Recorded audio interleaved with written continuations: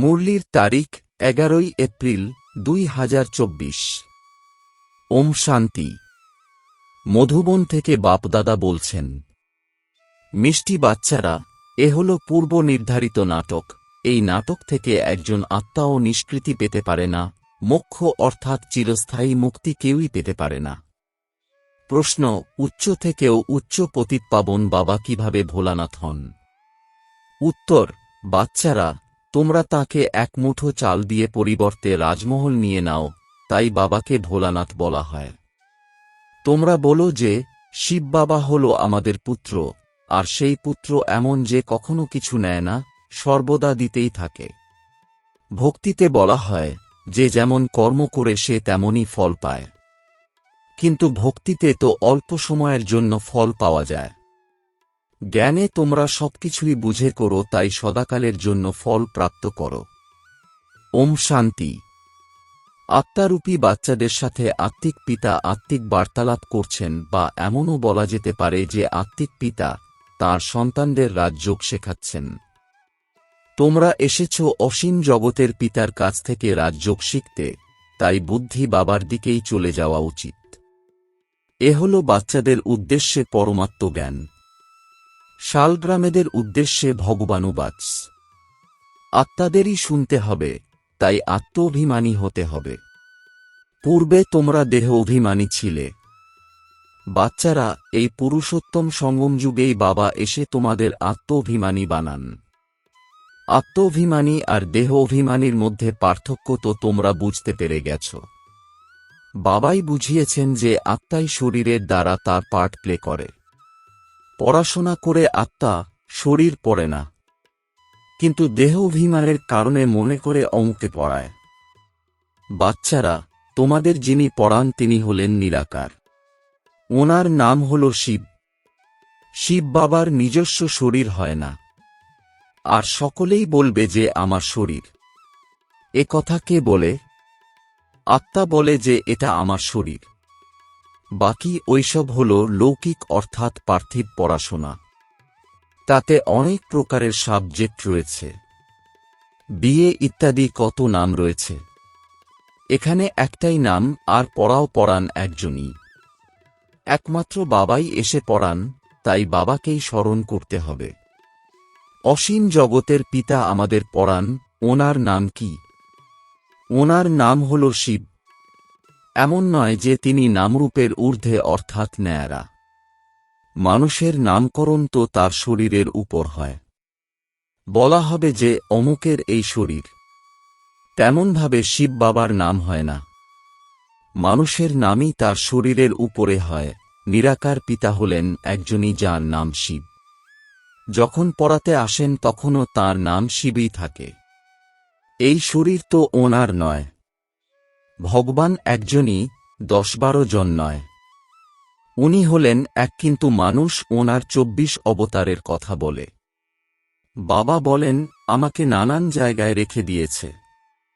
পরমাত্মাকে মাটির বাসনের ভাঙা টুকরোতে, পাথরের টুকরোতে, সবের মধ্যে রয়েছে বলেছে। যেমন ভক্তিমার্গে তোমরা বিভ্রান্ত হয়ে ঘুরেছ, তেমনি আমাকেও নানান স্থানে ফেলেছ। ড্রামা অনুসারে তাঁর কথা বলার ভঙ্গি কত শীতল। তিনি বোঝান যে তোমরা সকলে আমার কত অপকার করেছ, আমার কত গ্লানি করেছ। মানুষ বলে আমরা নিষ্কাম সেবা করি, আর বাবা বলেন আমি ছাড়া আর কেউই নিষ্কাম সেবা করতে পারে না, আর যে করতে পারে সে অবশ্যই ফল পায়। এখন তোমরা ফল প্রাপ্ত করছ। গায়নও রয়েছে যে ভক্তির ফলও ভগবান দেবেন, কারণ ভগবান হলেন জ্ঞানের সাগর। ভক্তিতে অর্ধকল্প তোমরা অনেক কর্মকাণ্ড অর্থাৎ উপাচার করে এসেছ। এখন এই জ্ঞানই হল পড়াশোনা। এই পড়াশোনা একবারই পাওয়া যায়, আর তা একমাত্র বাবার কাছ থেকেই। বাবা এই পুরুষোত্তম সঙ্গম যুগে একবারই এসে তোমাদের পুরুষোত্তম বানিয়ে দিয়ে যান। এ হল জ্ঞান, আর ওটা হল ভক্তি।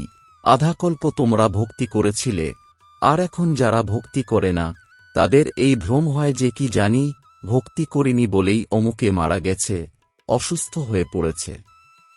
কিন্তু সেই রকম কিছু হয় না। বাবা বলেন বাচ্চারা, তোমরা ডেকে চলেছ যে বাবা এসো, এসে অপবিত্রদের পবিত্র করে সকলের সদ্গতি করো। তাই এখন আমি এসেছি। ভক্তি আলাদা, জ্ঞান আলাদা। ভক্তির জন্য আধা কল্প হয় রাত, জ্ঞানের জন্য আধা কল্প হয় দিন। রাম রাজ্য আর রাবণ রাজ্য দুই অসীম। দুটিরই সময়সীমা সমান। এই সময় মানুষ ভোগী হওয়ার জন্য দুনিয়ার জনসংখ্যা বৃদ্ধি অধিক মাত্রায় হয়, আর আয়ুষ্কাল কম হয়। বৃদ্ধি যাতে অধিক মাত্রায় না হয় তার জন্য আবার ব্যবস্থাও করে। বাচ্চারা, তোমরাই জানো যে এত বড় দুনিয়াকে কম করা এ তো একমাত্র বাবারই কাজ। বাবা আসেনি কম করতে। আহ্বান করা হয় যে, বাবা এসো অধর্ম বিনাশ করো, অর্থাৎ সৃষ্টিকে জনসংখ্যা কম করো। দুনিয়া তো জানেই না যে বাবা কম করে দেয়। অতি অল্প সংখ্যক মনুষ্য থেকে যায়। বাকি সব আত্মারা নিজের ঘরে চলে যায়, পুনরায় নম্বরের ক্রমানুসারে নিজের ভূমিকা পালন করতে আসে। নাটকে যার পার্ট যত দেরিতে থাকে, সে ঘর থেকেও আসে তত দেরিতে। নিজের কাজকর্ম ইত্যাদি সম্পূর্ণ করে পরে আসে। নাটকের পার্টধারীরা অর্থাৎ কুশীলবরা নিজের কাজকর্ম করে আবার সময় মতো এসে নাটকে নিজের পার্ট প্লে করতে চলে আসে। তোমাদেরও তেমনই হয়, পরে যাদের পার্ট তারা পরে আসে। যাদের প্রথম প্রথম অর্থাৎ শুরুতেই পার্ট রয়েছে তারা সত্যযুগের আদিতেই আসে। দেখো, পরে যারা আসার তারা এখনও এসেই চলেছে। শাখা প্রশাখারা শেষ পর্যন্ত আসতেই থাকে। বাচ্চারা, এই সময়েই তোমাদের জ্ঞানের কথা বোঝানো হয়, আর প্রত্যুষে যখন স্মরণ করতে বসো, সেটা হল ড্রিল। আত্মাকে নিজের পিতাকে তো স্মরণ করতেই হবে। যোগ শব্দটিকে বাদ দাও। এতেই সবাই মুষড়ে পড়ে। বলে যে আমাদের যোগ লাগে না। বাবা বলেন, আরে, বাবাকে তোমরা স্মরণ করতে পারো না? এটা কি ভালো কথা? স্মরণ না করলে পবিত্র হবে কিভাবে? বাবাই হলেন পতিতপাবন। বাবা এসে ড্রামার আদিমধ্যান্তের রহস্য বোঝান। এ হল ভ্যারাইটি ধর্মের আর ভ্যারাইটি মানুষের বৃক্ষ। সমগ্র সৃষ্টিতে যত মানুষ রয়েছে সবাই হল পার্টধারী। কত কত মানুষ, গণনা করা হয় 1 বছরে এত কোটি জন্ম হয়ে যাবে। এত জায়গা কোথায়? তখন বাবা বলেন, আমি যখন আসি তখন লিমিটেড নম্বর করে থাকি। যখন সব আত্মারা উপর থেকে চলে আসে তখন আমাদের ঘর খালি হয়ে যায়। বাকিরাও যারা থাকে তারাও চলে আসে। বৃক্ষ কখনো শুকায় না, এর বৃদ্ধি অব্যাহত থাকে। শেষে যখন কেউ ওখানে থাকবে না, তখন সবাই ফিরে যাবে।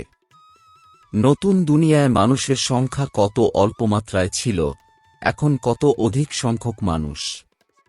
শরীর তো সকলের বদলে যায়, কিন্তু তারাও জন্ম সেখানেই নেবে যেখানে প্রতি কল্পে নেয়। এই ওয়ার্ল্ড ড্রামা কিভাবে চলে, বাবা ব্যতীত আর কেউ তা বোঝাতে পারে না। বাচ্চারাও পুরুষার্থের নম্বর অনুসারে বোঝে। অসীম জগতের নাটক কত বড়, এ অনেক বোঝার মতো বিষয়। অসীম জগতের পিতা তো জ্ঞানের সাগর। বাকি আর সব তো হল লিমিটেড। ওরা কিছু বেদশাস্ত্র ইত্যাদি লেখে, কিন্তু অনেক তো রচনা করতে পারবে না। তোমরা যদি লিখতে থাকো তবে শুরু থেকে নিয়ে কত লম্বা চড়া গীতা হয়ে যাবে। আর সব ছাপানো হলে তো একটি বাড়ির থেকেও বড় গীতা তৈরি হয়ে যাবে। তাই মহিমাও করা হয়, সাগরকে কালি বানাও। আবার এও বলা হয় যে পাখিরা সাগরকে গ্রাস করে ফেলেছিল। তোমরাই হলে পাখি, জ্ঞানের সমগ্র সাগরকেই পান করে নিচ্ছ। তোমরা এখন ব্রাহ্মণ হয়েছ। এখন তোমরা জ্ঞান প্রাপ্ত করছ। জ্ঞানের দ্বারা সবকিছু জেনে গেছ। প্রতি কল্পেই তোমরা এখানে পঠন পাঠন করো, তাতে কিছু কম বেশি হয় না। যে যতটা পুরুষার্থ করে তার ততটাই প্রালব্ধ তৈরি হয়। প্রত্যেকেই বুঝতে পারে যে আমরা কতটা পুরুষার্থ করে কিরকম পদ প্রাপ্ত করার উপযুক্ত হয়েছি। স্কুলেও নম্বরের ক্রমানুসারে পরীক্ষায় উত্তীর্ণ হয়। সূর্যবংশীয় চন্দ্রবংশীয় দুই হয়। যারা উত্তীর্ণ হতে পারে না তারা চন্দ্রবংশীয়। কেউ জানে না যে রামের হাতে বাণ অর্থাৎ তীরধনুক কেন দেখানো হয়েছে। মারামারি অর্থাৎ হিংসার এক হিস্ট্রি তৈরি করে দিয়েছে। এই সময়েই মারামারি হয়। তোমরা জানো যে যেমন কর্ম করে সে তেমনই ফল পায়। যেমন কেউ যদি হাসপাতাল বানিয়ে দেয় তাহলে পরজন্মে তার আয়ু বৃদ্ধি পাবে আর সে সুস্বাস্থ্যের অধিকারী হবে। কেউ যদি ধর্মশালা স্কুল তৈরি করে সেও আধাকল্প সুখ পাবে। বাচ্চারা যখন এখানে আসে তখন বাবা জিজ্ঞাসা করেন যে তোমাদের কয়টি সন্তান। তখন কেউ হয়তো বলে 3টি লৌকিক আর এক শিব বাবা, কারণ তিনি অবিনাশী উত্তরাধিকার দেন আর নিয়েও নেন। হিসাব রয়েছে। বস্তুত তিনি কিছুই নেন না, তিনি তো দাতা। এক মুঠো চাল দিয়ে তোমরা মহল নিয়ে নাও, তাই তিনি ভোলানাথ। তিনি হলেন পতিতপাবন জ্ঞানের সাগর। এখন বাবা বলেন, এই যে ভক্তিমার্গের যত শাস্ত্র রয়েছে আমি এর সার বোঝাই। ভক্তির ফল আধাকল্পের জন্য প্রাপ্ত হয়। সন্ন্যাসীরা বলে এই সুখ কাকবিষ্ঠা সমান, তাই তারা ঘর পরিবার ত্যাগ করে জঙ্গলে চলে যায়। তারা বলে এই স্বর্গের সুখ চাই না, যাতে পুনরায় নরকে আসতে হয়। আমাদের মোক্ষ অর্থাৎ চিরস্থায়ী মুক্তি চাই। কিন্তু এ কথা মনে রেখো যে এ হল অসীম জগতের নাটক। এই নাটকের থেকে একটি আত্মাও নিষ্কৃতি পেতে পারবে না। এ হল পূর্বনির্ধারিত। তাই তো বলা হয়ে থাকে, যা পূর্ব রচিত সেটাই আবার তৈরি হচ্ছে। কিন্তু ভক্তিমার্গে চিন্তা করতে হয়। যা কিছু পাশ করে গেছো সেটা পুনরায় হবে। তোমরা 84 জন্মের চক্রকে পরিক্রমা করো। এই পরিক্রমণ কখনো বন্ধ হয় না, এ হল পূর্বনির্ধারিত। এতে তোমরা নিজেদের পুরুষার্থ কিভাবে উড়িয়ে অর্থাৎ বন্ধ দিতে পারো, বললেই তো তোমরা বেরিয়ে যেতে পারো না। মোক্ষ পাওয়া, জ্যোতি মহাজ্যোতিতে বিলীন হয়ে যাওয়া, ব্রহ্মতে লীন হয়ে যাওয়া, এসব একই ব্যাপার। অনেক মত রয়েছে, অনেক ধর্ম রয়েছে। ওরা আবার বলে যে তোমার মতিগতি তুমিই জানো।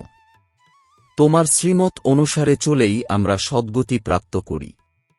এ কথা একমাত্র তুমিই জানো, আর তুমি যখন আসো তখনই আমরা জানি এবং পবিত্র হই। আমরা ঈশ্বরীয় পাঠ পড়ি আর আমাদের সদ্গতি হয়। যখন সদ্গতি হয়ে যায় তখন কেউ বাবাকে ডাকে না। এই সময়েই সকলের উপরে দুঃখের পাহাড় ভেঙে পড়েছে। ওরা অর্থাৎ অজ্ঞানীরা তো বিনা কারণে রক্তপাতের খেলা দেখায় আর গোবর্ধন পর্বত দেখায়। দেখায় যে অঙ্গুলি দিয়ে ছুঁয়ে পর্বত উঠিয়েছে। কিন্তু তোমরাই এর প্রকৃত অর্থ জানো। তোমরা অতি অল্প সংখ্যক বাচ্চারাই এই দুঃখের পাহাড়কে সরিয়ে দাও। দুঃখ সহ্য করো। তোমাদেরই সকলকে বশীকরণ মন্ত্র দিতে হবে।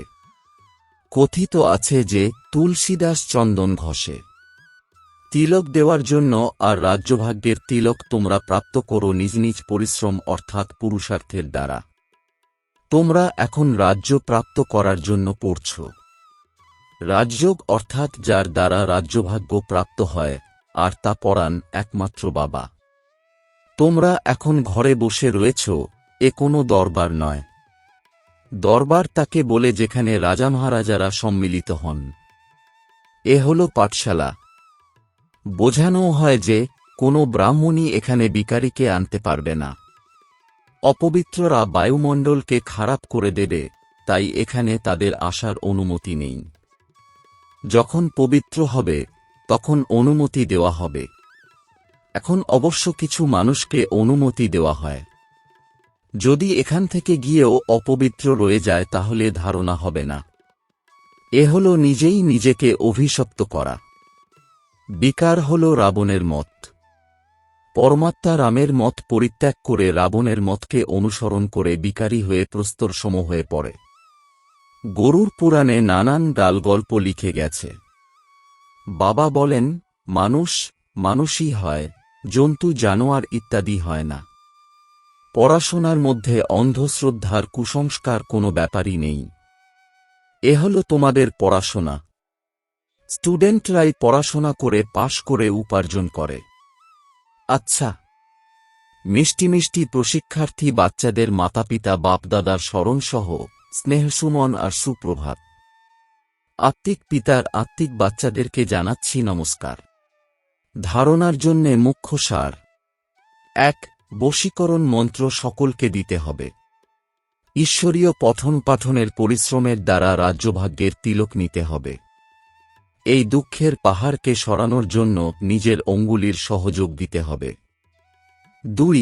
সঙ্গম যুগে পুরুষোত্তম হওয়ার জন্য পুরুষার্থ করতে হবে। বাবাকে স্মরণ করবার ড্রিল করতে হবে। এছাড়া শুধু যোগ যোগ বলে মুশড়ে অর্থাৎ বিভ্রান্ত হয়ে পড়বে না। বরদান: সেবাতে আগত বিঘ্নগুলিকে নিজের উন্নতির সিঁড়ি মনে করে এগিয়ে যাওয়া নির্বিঘ্ন সত্যিকারের সেবাধারী ভব। এর বিস্তার: সেবা হল ব্রাহ্মণ জীবনকে সদা নির্বিঘ্ন বানানোর সাধনও, আর সেবাতেই বিঘ্নের পেপার অর্থাৎ পরীক্ষাও বেশি আসে। নির্বিঘ্ন সেবাধারীকে সত্যিকারের সেবাধারী বলা হয়। বিঘ্ন আসা এটাও ড্রামাতে পূর্ব নির্ধারিত আছে। আসবেই আর আসতেও থাকবে, কেননা এই বিঘ্ন বা পেপার অনুভবী বানায়। একে বিঘ্ন না মনে করে অনুভবের উন্নতি হচ্ছে এইভাবে দেখো, তাহলে উন্নতির সিঁড়ি অনুভবে আর এগিয়ে যেতে থাকবে। স্লোগান: বিঘ্ন রূপ নয়, বিঘ্ন বিনাশক হও। ওম শান্তি।